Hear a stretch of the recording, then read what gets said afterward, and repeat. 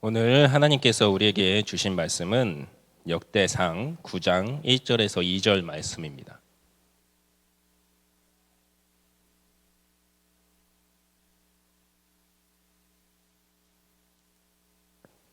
역대상 9장 1절에서 2절 말씀 두 절로 짧으니까 저희가 함께 합독하도록 하겠습니다. 온 이스라엘이 그 계보대로 계수되어 그들은 이스라엘 왕조실록에 기록되니라. 유다가 범죄함으로 말미암아 바벨론으로 사로잡혀 갔더니 그들의 땅 안에 있는 성읍에 처음으로 거주한 이스라엘 사람들은 제사장들과 레위 사람들과 느비딤 사람들이라. 아멘. 안녕하십니까? 샬롬. 한 주간 잘 지내셨죠? 네. 여러분 저를 보면 어떤 느낌이 드십니까? 갑자기 뜬금없이 어떤 느낌이 드냐니. 감사합니다. 네, 재밌다. 근데 그게 저의 아이덴티티와는 잘 맞지 않는 단어라는 것을 아십니까? 왜냐하면 제가 이래봬도 양반 가문 출신이기 때문입니다. 왜 웃으시죠? 제가 어렸을 적에 시골에 내려가면 큰 집이 있죠, 큰 집. 네, 큰 집을 인사를 드리러 가잖아요. 큰 집에 인사를 드리러 가면 그 큰 집에 큰 할아버지께서 항상 그 사극에서나 나올 법한 그런 배경의 의자에 앉으셔가지고 그 책상 위에는 아주 두꺼운 족보책이 펼쳐져 있었습니다. 그래서 이렇게 보시면서 너는 김수로왕 72대 손이라 이러면서 자긍심을 가지고 살아야 된다. 너희 조상 중에는 이런 사람들이 있었고 저런 사람들이 있었고 이러한 사람들이 있었고 아주 이 가문의 영광이 대단했다. 그런 말씀을 해 주셨습니다. 아직도 안 믿기시나요? 저희 할아버지께서 그 일제 치하 시대 때 그 전라도 지역에 땅을 다 뺏기지만 않았으면 제가 아마 이 자리에 있지 않았을 수도 있었을 것입니다. 거기를 전라도 지역을 지나가려면 저희 할아버지 땅을 안 밟고서는 지나가지 못했다. 뭐 이런 얘기를 해주셨었거든요. 참 아쉬운 일이죠. 근데 할아버지께서 그런 얘기를 해주실 때 그 땅에 대한 얘기를 들을 때는 귀가 쫑긋하긴 했지만 그 김수로 왕에 대한 이야기들이라든가 조상들의 그런 이야기들, 그 족보에 누구 이름 이렇게 막 찾아주시면서 얘기할 때 저는 하나도 즐겁지가 않았어요. 너무 지루했습니다. 처음에는 막 신기하다 이렇게 들었지만 내려갈 때마다 그거 보여주시면서 네가 말이야 막 이러면서 얘기를 하시는데 어찌나 지루했는지요. 큰집 할아버지에게는 그 두꺼운 족보가 정말 자신이 그 어떤 것과도 바꿀 수 없는 그 가문의 영광을 기록한 책이었지만 저에게는 그렇지 않았던 것이었습니다. 지루하고 고리타분한 이름들만 잔뜩 써져 있는 책이었던 것이죠. 아마 그때 제가 느꼈던 느낌을 일주일 동안 여러분들이 느끼셨을 거라고 생각합니다. 오늘 본문 말씀에 속해 있는 역대상 1장에서 9장까지의 내용이 바로 그 족보들에 대한 기록이기 때문입니다. 한 주간 큐티를 하시면서 얼마나 힘드셨을지 제가 다 알 수 있을 것 같습니다. 나의 뿌리에 관한 족보도 이렇게 지루하고 관심이 없는데 남의 민족의 그리고 몇천 년 전의 사람들의 이름들이 적힌 족보라고 한다면 그 지루함은 아마 우리가 이 세상에서 느낄 수 있는 지루함 중에 가장 극상이 아닐까 그런 생각이 드는 것입니다. 이처럼 누가 봐도 그 지루한 이 족보 이걸 왜 이렇게 길게 써놨을까? 얼마나 원망이스러우셨겠어요. 한 주간 큐티 하시면서. 왜 도대체 이러한 이름들이 성경에 이렇게 길게 기록되어 있는가? 의문이 드시지 않으셨습니까? 이 지루하고 긴 족보가 담겨있는 이 역대상은 역대하와 함께 원래 역대기라는 한 권의 책입니다. 내용이 워낙 길어서 이 예전에는 두루마리에다가 말씀을 기록했잖아요. 그러니까 이 두루마리 한 권으로는 다 만들기가 힘들어서 둘로 쪼개서 기록한 것이 바로 이 역대상, 역대하입니다. 역대상이 29장이고 역대하가 36장이니까 둘이 합쳐서 몇 장이죠? 네. 되게 어려운 문제인가요? 다시 한번. 29 더하기 36은? 역시 건수 형제. 역시 우리 청년부에서 가장 인텔리한. 네, 65장에 달하는 내용이죠. 이 분량이 구약 전체에서 장수로만 따지면 시편, 이사야, 그 다음에 세 번째로 긴 분량을 차지하고 있습니다. 그리고 절수로 따지면 역전이 되는데요. 이 170, 170이란다. 1763절로 이 시편 다음으로 가장 긴 절수를 자랑하는 것이 바로 이 역대기서인 것이죠. 여러분, 글을 쓸 때 분량이 많다는 것은 그 부분에 무엇을 두고 있는 것이죠? 중요함을 그 저자가 나타내고 있는 것 아니겠습니까? 그렇다고 한다면 하나님께서도 이 성경을 기록하셨다고 한다면 그 저자들을 통해서 하나님께서 이 역대기서를 이렇게 긴 분량으로 기록하셨다는 것은 그 부분이 어떻다는 얘기죠? 중요하다는 얘기죠. 더군다나 우리가 보는 이 성경에서는 이 역대기서가 중간쯤에 있잖아요. 되게 애매한 위치죠. 처음도 아니고 끝도 아니고 완전 중간도 아니고 중간에서 약간 비껴난 그 위치에 처해 있는데 이것이 원래 히브리 성경에서 보면 바로 이 제일 마지막에 기록되고 있는 책입니다. 여러분 또 우리가 초등학교 때 글쓰기 배울 때 배웠었죠? 제일 중요한 내용은 어디다가 적는다? 그래, 끝에다가 적는다. 이렇게 얘기를 그렇게 가르침을 배웠었죠. 그렇다고 한다면 이 역대기서가 가지고 있는 그 중요성은 구약에서 상당히 높은 비중을 차지하고 있다라고 할 수 있는 것입니다. 이처럼 구약에서 비중이 높은 역대기에서 이 우리를 지루하게 만드는 왜 적혀 있는지 모르겠는 이 족보의 말씀이 무려 9장이나 기록되고 있다는 것입니다. 이 양이 역대기서의 65장이라고 그랬으니까 거의 7분의 1이 넘는 그 정도의 분량으로 기록되어 있다면 그렇다고 한다면 이 족보가 아무 쓸데없는 것이 아니라 어떻다라는 반증입니까? 중요하다라는 반증이 되는 것이죠. 이 역대기서에 처음 나오는 이 9장에 걸친 족보가 구약에서 그리고 성경 전체에서 상당히 중요한 내용을 가지고 있다는 것을 우리가 알 수 있는 것입니다. 이 역대기서는 주전 515년경에 최초로 기록되었다라고 학자들이 얘기합니다. 그리고 여러 사람들에게 통해서 편집이 되어서 점차 내용이 확장되고 하면서 기원전 350년경 그쯤에 아마 최종 형태로 편집이 되었을 거다 이렇게 학자들이 얘기를 하는데요. 이 역대기가 처음 기록되었던 이 주전 500년경 이때가 언제냐면 이스라엘의 역사 속에서 바로 바벨론 포로 생활이 끝나는 그때인 것입니다. 고레스를 통해서 이제 너네들 땅으로 돌아가라 이렇게 칙령이 선포되고 이스라엘 백성들이 예루살렘 그 유대 땅으로 다시금 돌아갔을 때 그때 바로 이 역대기서가 집필되었다라는 것이죠. 역대기 저자는 그때 이 역대기서를 쓰면서 이스라엘을 다시 재건하려는 시점에서 이스라엘 백성들에게 가장 필요한 말씀이 바로 이 말씀이다라고 생각했기 때문에 이 말씀을 하나님의 말씀으로 기록하기 시작했다는 것이죠. 역대기서 저자는 그 자신의 이 기록을 시작함에 있어서 이 이스라엘을 다시 재건하는 데 도움이 되는 말씀을 전해줄 때 가장 중요한 것, 가장 먼저 얘기해야 될 것이 바로 자신들의 역사라고 생각했습니다.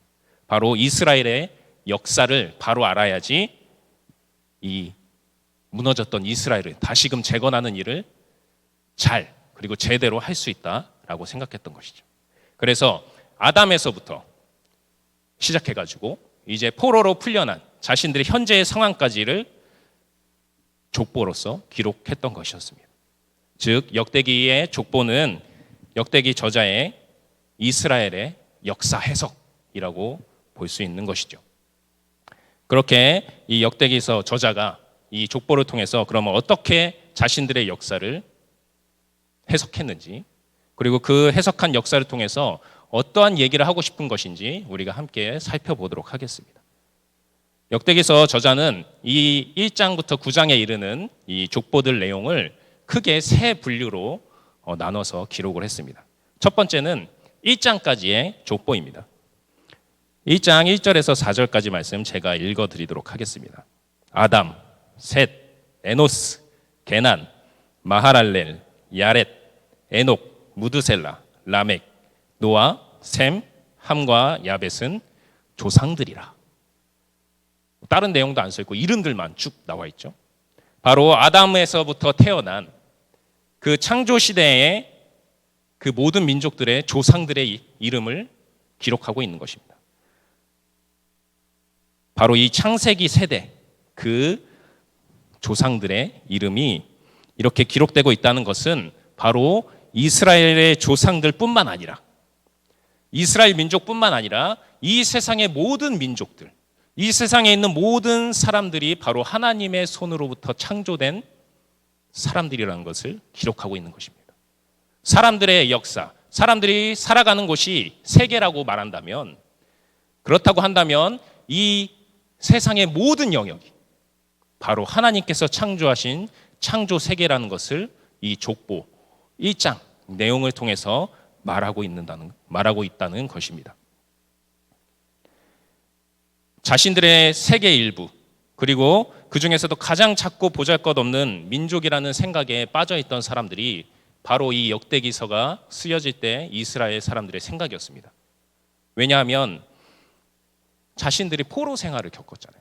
완전히 망하는 그런 경험을 했지 않습니까?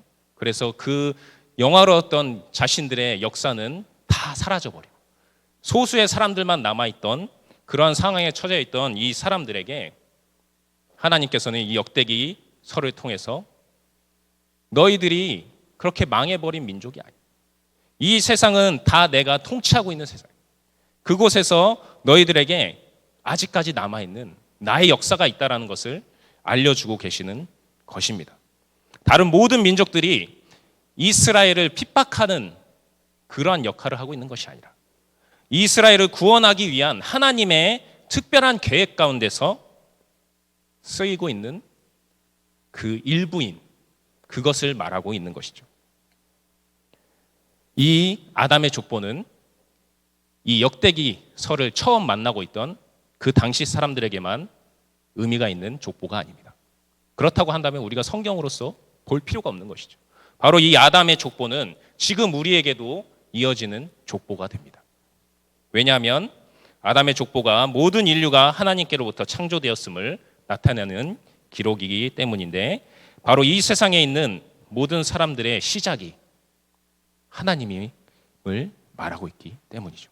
그렇다고 한다면 지금 우리가 사는 이 세상에 있는 모든 사람들, 그리고 그 사람들이 만들어 놓은 세계, 그것도 누가 통치하시는 세계가 되죠? 바로 하나님께서 통치하시는 세계가 되는 것입니다. 그것은 하나님을 믿는 사람들뿐만, 그 사람들만 아는 것이 아니라 하나님을 믿지 않는 사람들, 그 다른 모든 사람들에게도 동일하게 적용되는 사실입니다. 하나님을 믿지 않는 사람들이 그게 무슨 소리냐, 이 세계는 우리가 다스리는 세계다, 미국이 다스리는 세계, 돈 많은 내가 다스리는 세계, 우리나라가 다스리는 세계, 힘 있는 사람들이 다스리는 세계다라고 말할지 모르겠지만 그것은 사실이 아닌 것이죠. 바로 하나님이 이 세상을 창조하셨기 때문에, 그렇기 때문에 이 세상에서 우리가 알 수 없는 일들이 벌어지고, 때로는 믿는 사람들이 고통당하는 일들이 벌어지고, 그렇지만 그 역사들 가운데서도 하나님의 구원의 역사가 계속해서 이루어지고 있음을 우리는 이 아담의 족보를 보면서 느낄 수 있다는 것이죠.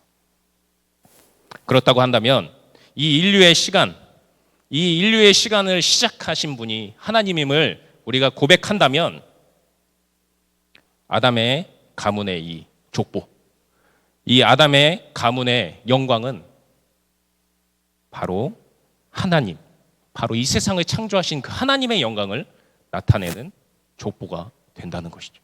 그래서 우리에게 의미가 있는 족보가 된다는 것입니다.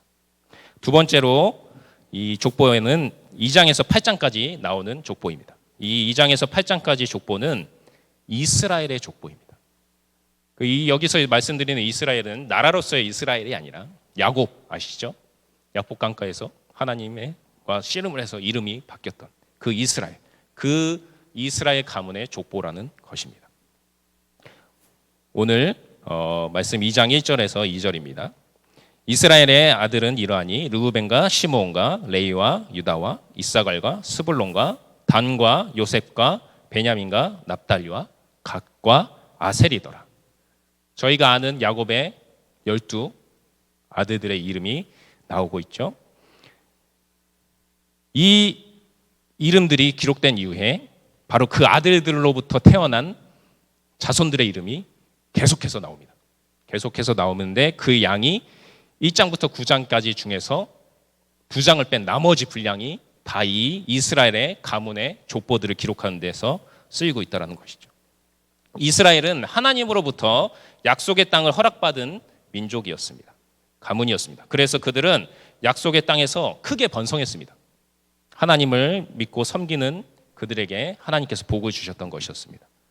그래서 그 긴 족보들을 통해서 이 이스라엘 백성들은 그 과거의 영광을 확인할 수 있었습니다. 아, 그때 우리가 정말 잘 나갔지. 우리 이스라엘 가문에서 나타난 그 왕들을 통해서 이 이스라엘의 나라가 정말 부흥했었지 하는 그것을 느낄 수 있었던 것이죠. 그 족보에 그 이스라엘에서 가장 위대한 왕이라고 추앙받았던 다윗 왕 그리고 솔로몬의 왕까지 족보들이 나오는 것을 보면서 이때 정말 우리 정말 대단했는데 그렇게 생각했었던 것이죠. 그러나 그들이 하나님께 범죄함으로 나라가 망하게 되었고 이스라엘 공동체는 영광스러운 그때와는 비교할 수 없을 정도로 작아지게 되었습니다. 하지만 그럼에도 불구하고 현재의 작은 유대 공동체에 여전히 야곱의 12 아들들과 그리고 그들에게 주어졌던 하나님의 약속이 계속해서 이어지고 있다는 것이 이 족보들을 보면서 알 수 있었던 사실이었습니다. 저자는 하나님으로부터 내려오는 그 이스라엘 가문의 역사를 확인함으로써 귀환한 이스라엘 백성들이 자신들이 하나님과의 관계 속에 있다는 것을 다시금 확인시켜 주었던 것이었습니다. 그 귀환한 이스라엘 공동체 사람들이 그 족보들을 보면 우리 아버지, 우리 할아버지, 우리 증조 할아버지 이름들이 계속 나오는 것을 확인하면서 그때 다윗과 솔로몬 왕 그 시절에 우리에게 주셨던 그 하나님의 약속이 지금 우리에게까지 이루어지고 있구나, 이어지고 있구나라는 것을 다시금 상기할 수 있었다라는 것이죠. 이 이스라엘 가문의 족보, 그 포로 생활에서 귀환한 이스라엘 백성들에게 아직 하나님의 약속이 우리에게까지 이어지고 있다는 것을 알려줬던 이 이스라엘 가문의 족보가 지금 우리에게도 이어지고 있습니다. 우리에게도 이어지는 의미 있는 족보라는 것이죠. 특별히 그 족보 가운데 유다 가문의 족보가 우리에게 큰 의미가 있습니다. 유다의 가문에서 누가 태어났죠? 다윗 왕이 태어났습니다. 다윗 왕의 가문의 족보가 계속 또 기록되죠. 그 다윗 왕의 자손으로부터 누가 태어났죠? 바로 예수님께서 태어나셨습니다. 다윗의 가문에서 메시아이신 예수님께서 태어나셔서 그 이스라엘 족보를 보면서 우리가 하나님의 구원의 역사를 지금 우리가 느낄 수 있다는 것입니다. 역대상에 기록되어 있는 그 족보들의 이름이 그냥 모르는 이름들, 날아가는 이름이 아니라 이 사람들 중에서 계속 이 족보가 연결되어서 예수님께서 태어나셨구나. 그 사실을 지금 우리들도 알 수 있다는 사실이죠. 그렇다고 한다면 그 예수님을 통해서 우리는 구원의 역사를 기록하고 계시는 그 하나님께서 기록하신 그 족보 가운데로 들어갈 수 있게 되는 것이죠. 지금 우리가 보는 역대상의 이 족보의 기록은 끊겼지만 하나님께서 보고 계시는 그 족보의 기록들 가운데 저희들도 들어갈 수 있게 된다라는 것입니다. 예수님을 통해서 하나님의 백성이 이스라엘 그 민족들, 그 다윗의 가문들 뿐만 아니라 예수님의 그 구원하심을 통해서 예수님을 믿는 모든 사람들이 바로 이 예수님의 족보 가운데로 들어갈 수 있게 되었기 때문입니다. 그렇다고 한다면 이 이스라엘 가문의 족보, 특별히 그 다윗 왕의 족보, 그 족보는 구원하시는 하나님의 영광을 나타내는 족보가 되는 것입니다. 이처럼 역대기 저자가 이 두 가지 족보의 기록을 통해서 포로 귀환한 그 이스라엘 공동체에게 하나님의 창조하심과 구원하시는 그 하나님의 영광을 알려주려고 했지만 처음 이 기록을 읽은 사람들은 그것을 잘 느끼지 못했습니다. 왜냐하면 그들이 죄책감과 수치심에 빠져 있었기 때문이었습니다. 그들에게 있어서 1장에서 8장까지의 그 이름들과 그 속에 담겨있는 이스라엘 역사는 그 영광스러운 역사도 있었지만 그와 함께 자신들의 나라를 망하게 만들었던 그 범죄했던 조상들의 이름도 함께 기록되고 있었기 때문이었습니다. 그 범죄함의 대가로 사로잡혀간 그 역사들도 함께 기록되어 있었다라는 것이죠. 그들은 자신들의 역사의 시간을 뚫고 주어지는 그 하나님의 사랑의 의미에 주목하기에는 너무나도 압도적인 정체성의 위기를 겪고 있었습니다. 세상이 지금까지 알았던 가장 큰 제국이었던 그 페르시아라는 제국의 아주 구석에서 아주 소수로 갇혀서 살았던, 그리고 잊혀진 채로 살았던 자신들, 그 자신들의 역사 속에서, 그리고 자신들의 그 현재 상황 속에서 정말로 하나님의 백성이 다시금 될 수 있는지가 이 사람들은 믿을 수가 없었던 것이었어요. 과연 그렇게 될 수 있을까 하는 그 의구심을 떨칠 수가 없었던 것이죠.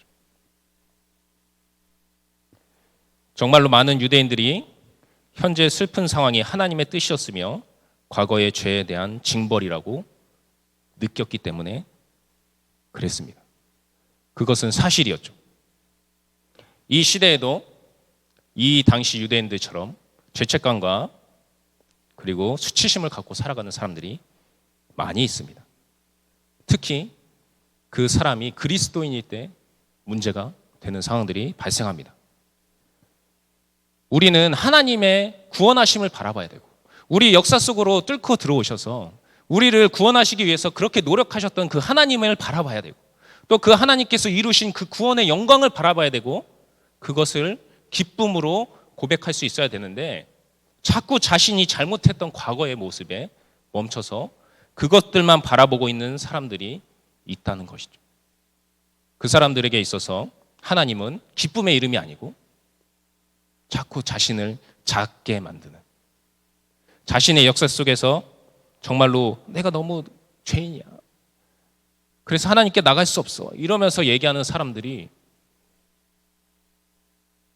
있으는 그 일들이 정말로 그 하나님의 구원의 영광을 바라보지 못하게 한다는 것이죠.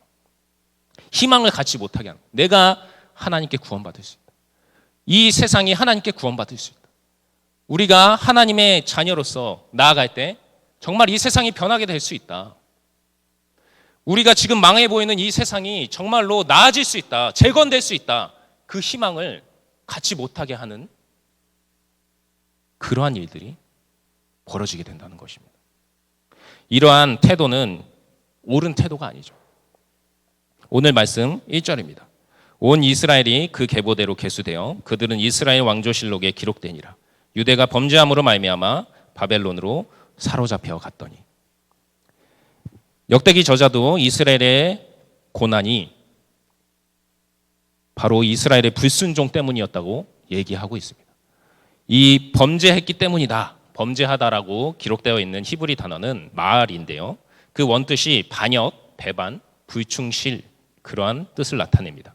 즉 하나님을 배반하고 하나님께 반역한 그 연유로 그들이 고통을 받았음을 이 역대기 저자도 기록하고 있다는 것이죠. 그러나 역대기 저자가 이러한 기록을 통해서 강조하고 있는 것은 너희들이 잘못했으니까 벌 받은 거야, 너희들이 잘못했어 라고 죄책감을 붙이기는 그런 목적이 아니라는 것이죠. 너희도 회개해야지, 너희도 죄인이야, 이 죄인됨을 강조하고 있는 것이 아니라는 것입니다. 역대기 저자가 말하고자 하는 것은 너희들이 그럼에도 불구하고, 너희들을 그렇게 하나님을 반역하고 하나님께 벌을 받았지만 그럼에도 불구하고 너희들을 향하신 하나님의 구원의 뜻이 있다, 그것을 말하고자 하는 것입니다. 그들은 하나님께 벌을 받았지만 완전히 멸망하진 않았습니다. 그들은 살아남았고 약속의 땅으로 돌아왔고 그리고 성전이 재건되었고 그리고 회복되게 될 것입니다. 역대기 저자는 그것을 깨닫기를 원했던 것이었습니다. 이 점은 9장 2절에서 포로기를 끝나며 처음 귀환하고 있는 사람들이 제사장과 레위인 그리고 느비딤 사람인 것을 통해서 드러난다고 할 수 있습니다. 오늘 본문 9장 2절 말씀입니다. 그들의 땅 안에 있는 성읍에 처음으로 거주한 이스라엘 사람들은 제사장들과 레위 사람들과 느디님 사람들이라.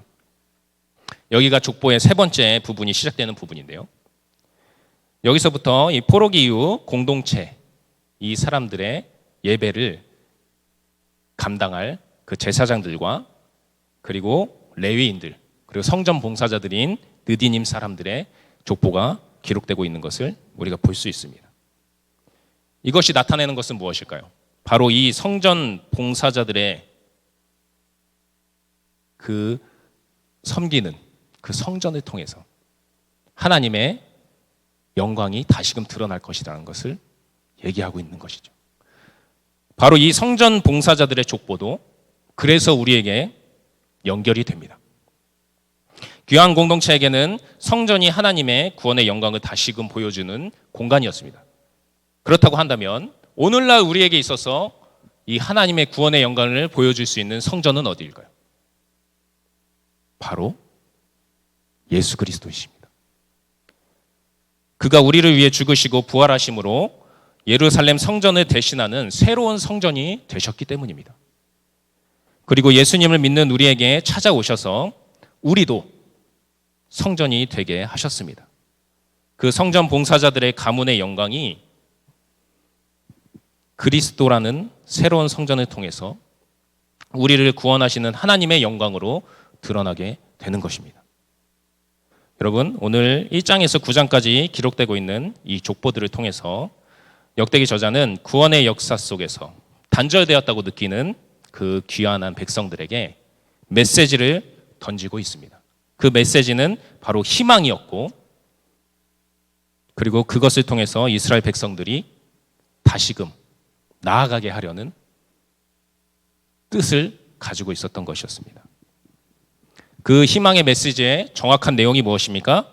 바로 그들의 족보가 1장부터 9장까지 이어진 그들의 족보가 바로 하나님의 구원을 나타낸다는 것입니다. 그리고 이 역대기서 말씀을 통해서 하나님께서 그 이스라엘의 족보를 통해서 우리에게 주시는 메시지는 무엇입니까? 그것은 바로 그들의 족보가 예수 그리스도의 족보로 연결된다는 것을 우리에게 알려주고자 하시는 것입니다. 그 예수 그리스도로 연결된 족보를 통해서 우리도 예수님의 족보로 연결된다는 것을 알려주고 있는 것입니다. 예수님의 족보가 누가복음 3장 23절에 나옵니다. 예수께서 가르치심을 시작하실 때 30세쯤 되니라. 사람들이 아는 대로 요셉의 아들이니 요셉의 위로는 헬리오 이러면서 요셉 그리고 그 위에 단계에 이렇게 올라가면서 위쪽으로 조상을 찾아가는 예수님의 조상을 찾아가는 내용이 이 누가복음에 기록되고 있는데요. 그 마지막 38절에 이렇게 적혀 있습니다. 그 위에는 에노스요, 그 위는 셋이요, 그 위는 아담이요, 그 위는 하나님이시라. 예수님을 통해 하나님의 구원이 허락된 구원이 약속된 우리들은 예수님께서 말씀하셨죠. 너희들이 내 형제다. 그리고 너희들이 하나님의 아들이 된다. 라고 분명히 말씀하셨습니다. 우리가 하나님의 족보에 이름을 올리게 되는 것입니다. 그렇다고 한다면 바로 여러분들이 하나님 일대손이 되는 것입니다. 제가 김수랑 몇 대손이라고요? 72대손. 김수랑도 대단한 왕이죠. 그 72대손 무슨 의미가 있겠습니까? 하지만 하나님의 일대손, 하나님 바로 우리의 아버지 되신다는 그것은 얼마나 가치 있는 이야기, 얼마나 영광스러운 사실입니다. 나는 하나님 가문 사람이다. 내 아버지가 하나님이시다. 깜짝. 그렇게 우리가 하나님의 족보의 이름에 올리게 된다는 그 사실을 여러분들이 꼭 기억하고 살아가셨으면 좋겠습니다. 인간의 역사의 시간이 나열된 기록으로서의 족보. 우리가 그것을 볼 때 인간의 시간을 느끼는 것이 아니라 그 시간 속을 뚫고 들어오셔서 우리가 인간의 한계에 머물러서 죄인됨으로 죽어가는 것을 바라보지 않으셨다. 그래서 구원하시기 위해 예수 그리스도를 보내주셨던 그 하나님의 그 구원의 영광을 바라보면서 살아가시는 여러분이 되기를 바랍니다. 저희들 그러한 마음으로 오늘 함께 결단의 찬양 부르면서 나아가시기 원합니다.